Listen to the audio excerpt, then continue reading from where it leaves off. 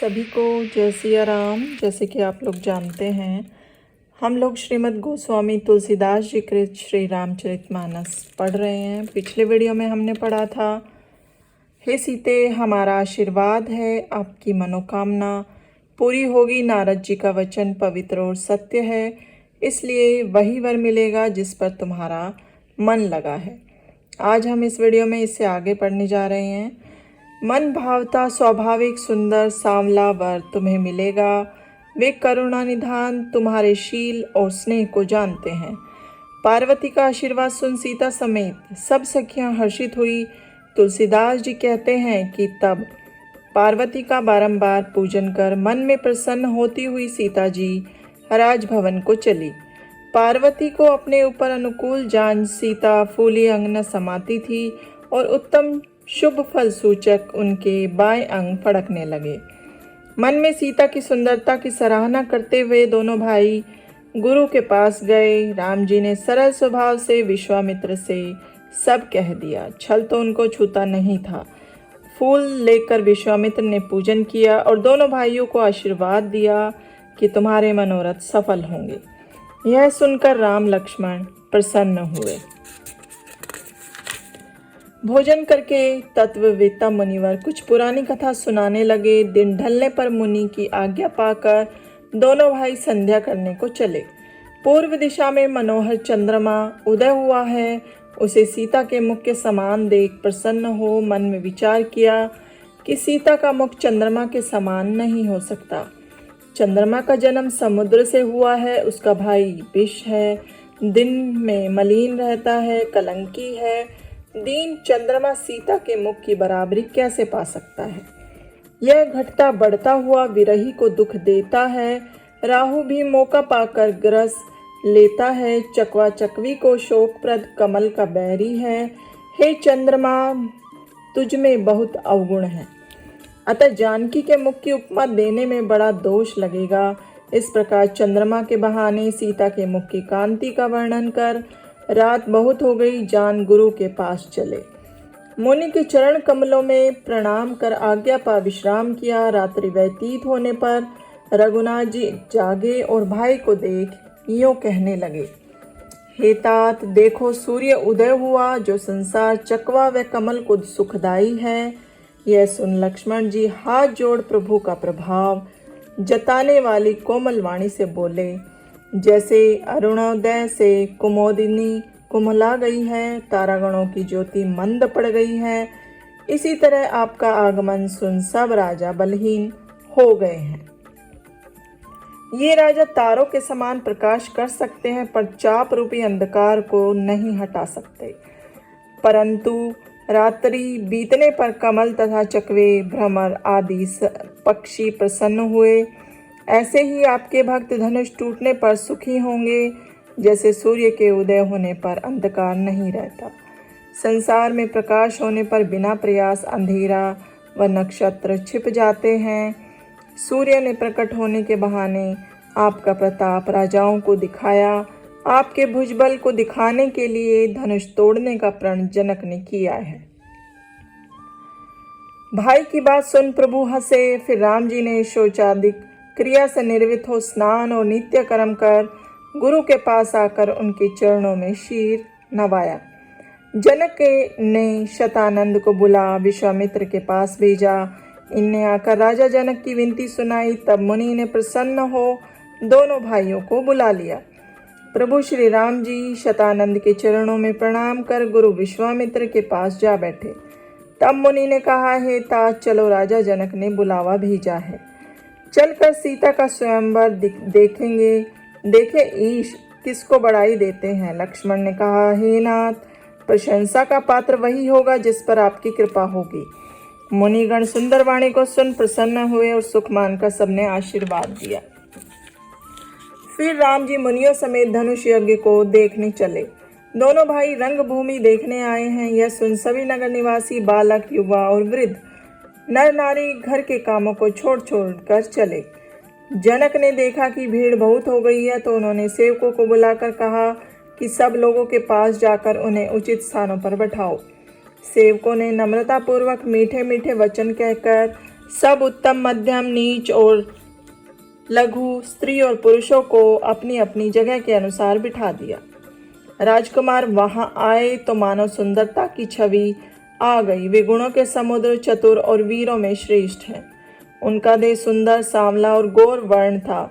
उस समय में वे ऐसे लगते थे जैसे तारामंडल के बीच दो पूर्ण चंद्रमा। जिनके मन में जैसी भावना थी, उन्होंने राम जी की मूर्ति वैसी ही देखी। रणधीर राजाओं को राम जी ऐसे दिखे मानो वीर रस शरीर रखे हैं।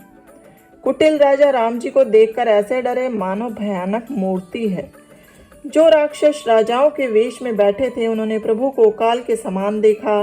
नगरवासियों ने दोनों भाइयों को मनुष्यों में भूषण और नेत्रानंदकारी देखा।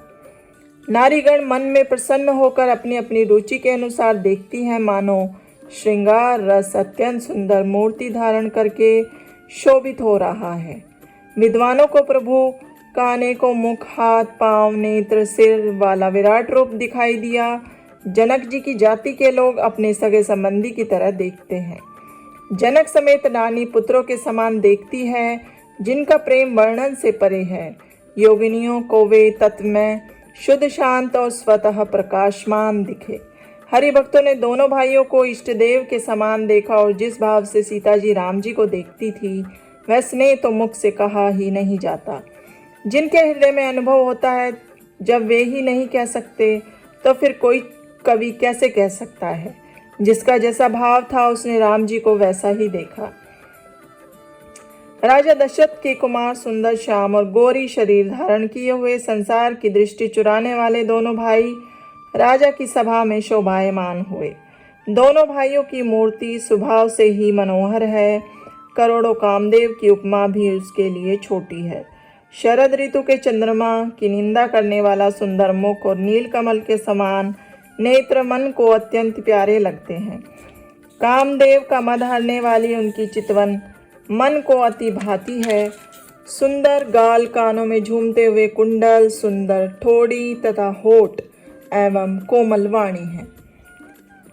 हंसी चंद्रमा की किरणों को भी फीका करती है। टेढ़ी भौहें, सुंदर नासिका है, चौड़े मस्तक पर तिलक लगा है। केशों को देखकर भ्रमर लजाते हैं। पीली चौकोर टोपी सिरों पर है, जिनके बीच बीच में फूलों की कली बनी है। शंख के समान सुंदर गले में 3 रेखा है, जो मानो संसार में सुंदरता की सीमा है। सुंदर गजमुक्ताओं का हार, तुलसी की माला गले में पहने हैं। वृषभ के से ऊंचे कंधे हैं। सिर किसी चाल है, बल के समुद्र है, बड़ी बड़ी भुजा है। कमर में तरकश है, पीतांबर बांधे हुए, हाथ में बाण, कंधे पर धनुष तथा यज्ञोपवीत शोभित है। नख से शिक तक सुंदर छवि छा रही है। सब लोग उनको देखकर सुखी हुए। सबके नेत्र टकटकी बांधे हैं। दोनों भाइयों को देख जनक ने प्रसन्न हो मुनि के चरणों का स्पर्श किया। राजा ने विनती करके सब कथा सुनाई और मुनि को सब रंगभूमि दिखाई। जहां जहां दोनों राजकुमार जाते हैं, सब लोग चकित हो उनको देखते हैं। सब ने अपनी अपनी रुचि के अनुसार प्रभु को देखा, पर किसी ने ना जाना। मुनि ने कहा कि रचना सुंदर है। यह सुन राजा ने बहुत सुख माना।